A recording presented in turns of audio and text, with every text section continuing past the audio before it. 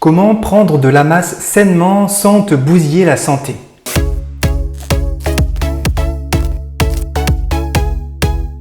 Salut, c'est Christophe. Alors, bienvenue dans cette nouvelle vidéo. Alors oui, j'ai encore tous mes cheveux. Non, je ne me suis pas encore rasé la boule à zéro. Si tu ne comprends absolument pas de quoi je te parle, alors je te recommande très vivement d'aller visionner ma dernière vidéo que je te mets juste là et dans laquelle je t'explique tout ça. Mais d'abord, regarde ce que j'ai à te raconter dans la vidéo d'aujourd'hui. Tiens, je me rends compte à l'écran là, tu vois peut-être des petits reflets ronds circulaires sur mes lunettes, alors que c'était mon anniversaire il y a 2 jours et ma femme m'a offert le kit de la parfaite Instagrammeuse. Je te mettrai une photo dans la vidéo et du coup, je suis équipé maintenant pour faire des vidéos encore plus belles qu'avant. Bref, aujourd'hui, je vais t'expliquer comment prendre de la masse sainement. Et pour te raconter ma vie rapidement, il se trouve qu'en 2021, je m'étais fixé comme objectif personnel de prendre de la masse musculaire et aujourd'hui, je peux t'annoncer que j'ai pris près de 10 kilos entre le mois de février et le mois de juillet 2021. Et du coup, je suis passé de ce corps-là à ce corps-là en l'espace de quelques mois. Et ces kilos, ce sont principalement de la masse musculaire que j'ai pris. Comment je le sais? En fait, je suis allé en institut me faire mesurer mon taux de masse grasse et mon taux de masse sèche, donc les muscles, avec un impédance-mètre. J'ai fait ça en février avant de commencer mon programme de prise de masse et j'y suis retourné en juin pour voir un peu comment j'avais évolué et il se trouve que j'avais pris près de 8 kg de muscles et à peine 1,5 kg de graisse. Mais je te raconterai tout ça un peu plus loin dans cette vidéo. Qu'est-ce que c'est le sous-poids? Il se trouve qu'il y a plusieurs personnes qui sont venues me voir pour me demander comment elles pouvaient prendre de la masse de manière saine, c'est-à-dire sans se jeter sur toutes les cochonneries qui leur tombaient sous la main. Je sais, ça peut paraître bizarre, cette demande un peu inattendue, d'autant que sur ma chaîne en général, je donne des astuces pour perdre du poids, pour perdre du gras, bref, optimiser sa perte de graisse en général. Mais il faut savoir qu'il y a des personnes qui ont des problèmes pour prendre de la masse corporelle, qui ont du mal à augmenter leur poids et leur quantité de muscles. Alors l'idée bien sûr c'est de prendre un maximum de masse musculaire et un minimum de graisse pendant cette phase de prise de poids parce qu'il faut savoir qu'il y a une partie de la population qui est en sous-poids, c'est-à-dire que ces personnes ont une IMC trop faible. Alors pour rappel, l'IMC c'est l'indice de masse corporelle et c'est un indicateur qui permet de mesurer en gros la corpulence d'une personne par rapport à sa taille. Et ça te donne ton niveau de surpoids ou pas en fonction de la valeur de ton IMC. En gros, l'échelle de l'IMC ressemble à ça. Si tu es entre 18,5 et 25 d'IMC, alors tu as une corpulence tout à fait normale et adaptée à ta taille. Par contre, si ton IMC se situe entre 25 et 30, alors là, tu es en surpoids. Et au-delà de 30, tu es carrément en obésité. Et bien sûr, il y a différents stades d'obésité, mais là, je ne vais pas rentrer dans le détail. Quoi qu'il en soit, en général, quand tu dépasses les 30, c'est qu'il faut faire quelque chose parce que ta santé est à risque, clairement. Et enfin, il y a une dernière catégorie d'IMC dont on parle très peu, mais ce sont les gens qui sont en dessous de la barre des 18,5. C'est un état de sous-poids, voire de maigreur. Et il y a même, pareil, différents stades de maigreur. Il y a des maigreurs extrêmes. Et le sous-poids est également un facteur de risque pour ta santé. Et justement, je vais te parler de tout ça dans cette vidéo. Bon, petite précision avant de continuer, l'IMC est un indicateur qui a quand même ses limites. C'est loin d'être l'outil parfait, mais il donne quand même de bonnes indications. Mais il faut savoir que ça ne marche pas du tout sur des personnes qui ont une morphologie plutôt africaine ou asiatique. C'est un outil qui a été conçu sur la base des morphologies caucasiennes, on va dire. Bon, du coup, revenons sur la maigreur. On va pas se mentir, ce n'est pas la majorité des gens qui sont dans cet état, parce qu'il faut savoir qu'aujourd'hui, 57% des hommes et 40% des femmes sont en surpoids, mais il existe tout de même une partie de ces personnes qui est dite en sous-poids. Alors, avant de s'attaquer aux problèmes et aux astuces, on va dire, de la prise de poids saine, j'aimerais t'expliquer ce qui conduit à cet état de sous-poids. Parce que comme beaucoup de choses dans la vie, c'est beaucoup plus efficace de s'attaquer à la source d'un problème plutôt que d'essayer de masquer ou de camoufler ses symptômes. C'est comme si tu remplissais un seau d'eau qui est troué. Si tu ne corriges pas la source du problème, à savoir les trous autour du seau, tu auras beau remplir comme tu veux, ça va jamais vraiment se remplir.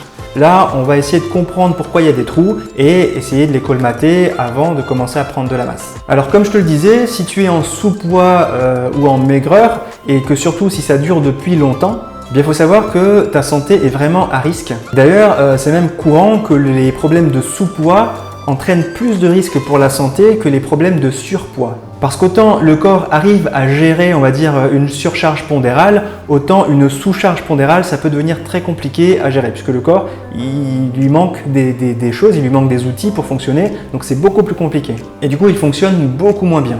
Alors le premier impact de la maigreur par ordre d'intensité, on va dire, c'est l'impact sur ton système immunitaire. Parce qu'il devient sous-efficace et les personnes qui sont en maigreur tombent beaucoup plus facilement malades et attrapent plus facilement tous les virus qui traînent. Et ça peut vraiment avoir des conséquences néfastes, d'autant plus que la personne maigre est plus fragile qu'une personne en poids normal ou en surpoids. Alors le sous-poids peut également apporter des problèmes au niveau du squelette.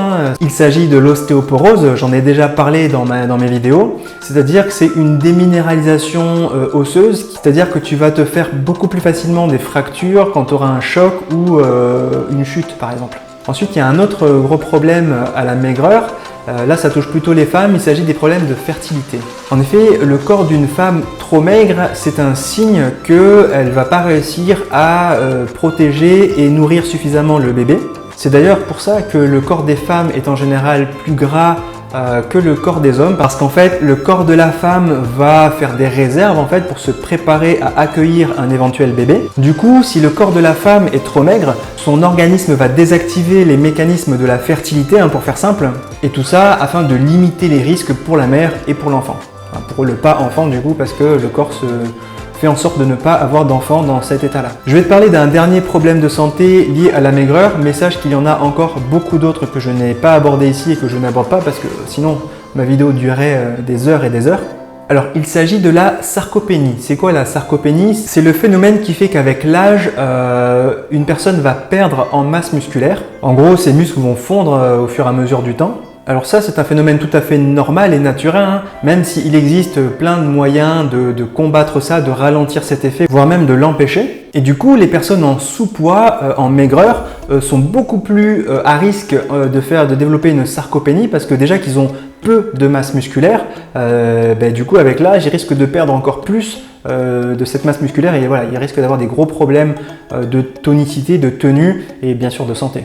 Alors du coup, maintenant que tu connais les conséquences du sous-poids sur la santé, quels sont les facteurs qui font qu'on peut être en sous-poids? Alors un des premiers facteurs du sous-poids, c'est bien sûr un facteur psychologique. Bon alors je ne vais pas m'attarder sur le sujet parce que déjà je suis peu compétent sur la question et c'est surtout assez complexe en général à corriger, mais voilà, c'est les problèmes qu'on connaît qui sont l'anorexie, entre autres, pour ne citer que celle-là, ou alors d'autres problèmes d'anxiété, de dépression, voire même juste de simple stress, mais là aussi il peut y avoir des causes assez complexes à corriger, mais voilà. Ça, c'est des phénomènes qui peuvent entraîner une maigreur, un sous-poids.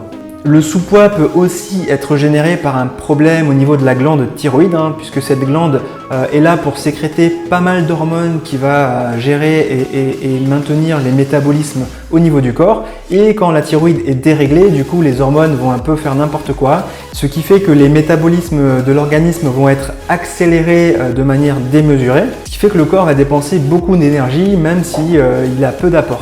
Et un autre problème, ça peut être des soucis au niveau de l'intestin, comme le syndrome de l'intestin irritable ou encore un déséquilibre au niveau du microbiote intestinal. Ça peut être lié aussi à la maladie de Crohn ou encore à la maladie cœliaque, qui sont des maladies inflammatoires du système digestif. Parce qu'il faut savoir que c'est au niveau de l'intestin que le corps va assimiler les nutriments de tout ce qu'on mange, et c'est là vraiment que va se passer le transfert de l'énergie et des nutriments qu'on mange dans le corps. Or, si l'intestin ne fonctionne pas correctement, le corps ne va pas réussir à récupérer les nutriments dont il a besoin pour grossir, pour fonctionner, pour générer de l'énergie. Et ça va complexifier clairement la prise de masse. Et il y a également le diabète de type 1 qui peut être une source de perte de poids, ou encore la consommation de tabac, comme je te l'avais expliqué dans une vidéo. Je te mets le lien ici si jamais tu as envie d'aller la voir. Ou encore une surconsommation d'alcool. Bon voilà, et il y en a encore plein d'autres, mais je ne vais pas tous les citer parce que sinon ça durerait trop longtemps. Bon, bien sûr, à aucun moment je suis en train de te dire qu'il faut fumer ou boire de l'alcool pour perdre du poids, ce ne sont pas des techniques qui marchent, parce que les impacts délétères qu'il va y avoir sur ta santé en pratiquant ces choses vont être bien pires que les quelques kilos que ça va t'aider à perdre. Et du coup maintenant, comment reprendre du poids quand on n'y arrive pas. Bon, tu l'as compris, l'idée ce n'est pas d'aller manger McDo matin, midi et soir. Alors oui, en faisant ça, tu vas prendre du poids, mais ça va être une prise de poids qui n'est pas du tout saine, qui sera très riche en graisses saturées. Donc, bref, c'est une prise de masse qui sera catastrophique pour ta santé, surtout d'un point de vue cardiovasculaire, au niveau de la pression artérielle, au niveau de l'inflammation chronique et j'en passe. Moi, ce que je veux t'expliquer, c'est comment prendre de la masse sainement. En misant plutôt sur des protéines de qualité, en limitant les graisses de mauvaise qualité et en favorisant bien sûr les bonnes graisses, parce qu'il y en a. Je ne vais pas te rappeler dans cette vidéo tous les impacts négatifs que peuvent avoir un excès de mauvaise graisse sur la santé. Mais dans tous les cas, voilà, ce que tu dois retenir, c'est qu'il faut équilibrer tous les macronutriments de manière optimale pour favoriser ta prise de masse. Et contrairement à ce qu'on a tendance à imaginer, la prise de masse, ça peut être très compliqué. Et c'est parfois plus difficile que la perte de poids. Parce que comme je le rappelle souvent, le corps est géré par plein d'hormones. Il y a deux hormones principalement qui sont la leptine et la gréline qui va gérer en gros un peu l'appétit. Et lorsqu'on est dans un état de maigreur qui soit avancé ou pas, ces deux hormones vont être très peu actives et vont mal fonctionner. Ce qui fait qu'on va manger beaucoup moins parce qu'on n'a pas faim en fait. Et ce qui ne va pas du tout aider à inverser la balance et à reprendre du poids. En effet, la prise de poids, c'est quelque chose qui peut être très lent parce que autant on peut arriver à perdre jusqu'à 1 kg par semaine de manière tout à fait saine en mettant en place les bonnes méthodes, autant prendre 1 kg par semaine quand on cherche à prendre de la masse de manière saine, c'est quasiment mission impossible. Ça prend beaucoup plus de temps. Là, on est plutôt sur de la longue durée que le sprint pour arriver à prendre du poids de manière saine. Mais il faut rester persévérant dans ces méthodes et la prise de masse finira par arriver. Surtout quand on cherche à faire les choses de manière saine et propre. Et donc bien sûr, c'est pas un secret, mais pour prendre du poids, il va falloir commencer par faire un excédent calorique. C'est l'inverse de la perte de poids. Quand tu cherches à perdre du poids, tu fais ce qu'on appelle un déficit calorique, c'est-à-dire que tu vas consommer moins d'aliments que ce que va utiliser ton corps et du coup le corps va puiser dans tes graisses pour avoir la différence d'énergie dont il a besoin. Autant si tu cherches à prendre du poids, il va falloir que tu consommes un peu plus que ce que tu as besoin, que ce que tu as faim, pour que ton corps petit à petit fabrique de la matière, fabrique du muscle et te permette de prendre du poids. Alors bien sûr pour ça, on va commencer par augmenter sa quantité de protéines. En général, quand on cherche à prendre de la masse musculaire, il faut considérer de consommer entre 1,5 g et 2 g de protéines par kilo de poids corporel. C'est-à-dire qu'un homme qui fait 60 kg doit consommer entre 90 et 120 g de protéines par jour. Et bien sûr, il ne faut pas oublier de consommer des glucides parce que les glucides restent notre principale source d'énergie. Ça doit représenter plus de 55% de nos apports énergétiques totaux de la journée. Et bien sûr, comme je le disais, il faut des lipides de qualité. Il faut consommer les bonnes graisses comme les oméga 9 qu'on trouve beaucoup dans l'huile d'olive principalement. Les oméga 3 également qu'on va trouver dans les poissons gras comme les sardines, le maquereau, le saumon. Et bien sûr dans les huiles végétales comme l'huile de lin ou l'huile de cameline. Et dans une phase de prise de masse, il faut privilégier les aliments qui ont une haute densité calorique, c'est-à-dire qu'ils apportent plus de calories saines par poids de produit comparé à d'autres produits qui ont une densité calorique faible. Par exemple, les viandes, les œufs ou les poissons ont une densité calorique plus élevée que les légumes par exemple, même si dans les légumes on trouve quand même pas mal de micronutriments très intéressants, que ce soit les vitamines, les minéraux, les fibres, donc il ne faut pas se passer de ces aliments-là, mais on va peut-être commencer par manger les aliments qui ont une densité calorique élevée pour optimiser, on va dire, sa prise calorique. Et bien évidemment, pour prendre de la masse musculaire, il va falloir faire de l'activité sportive. Ça peut être de la musculation au poids du corps, ça peut être de l'escalade pour ceux qui aiment ça, ça peut être le crossfit pour ceux qui aiment quand c'est plus dynamique. Alors pourquoi la masse musculaire c'est important? Déjà ça permet de redynamiser globalement le métabolisme du corps, ça permet de retonifier un peu son corps, ça booste le système immunitaire et bien sûr ça permet d'avoir un corps en pleine santé. Par contre, malheureusement, il y a des activités qu'il va falloir éviter. C'est tout ce qui est course à pied, en gros les cardio, que ce soit du cardio simple ou du cardio à haute intensité, le fameux HIIT. Je ne suis pas en train de casser la course à pied. Moi, j'aime beaucoup la course à pied. C'est un de mes sports favoris et tu dois le savoir si tu me suis sur ma chaîne. Mais malheureusement, les sports de type cardio ne vont pas t'aider à prendre de la masse. Et d'ailleurs, c'est exactement ce qui m'est arrivé parce que j'avais commencé ma prise de masse en fin 2020 et pendant 6 mois, j'avais augmenté ma quantité de nutriments que je mangeais.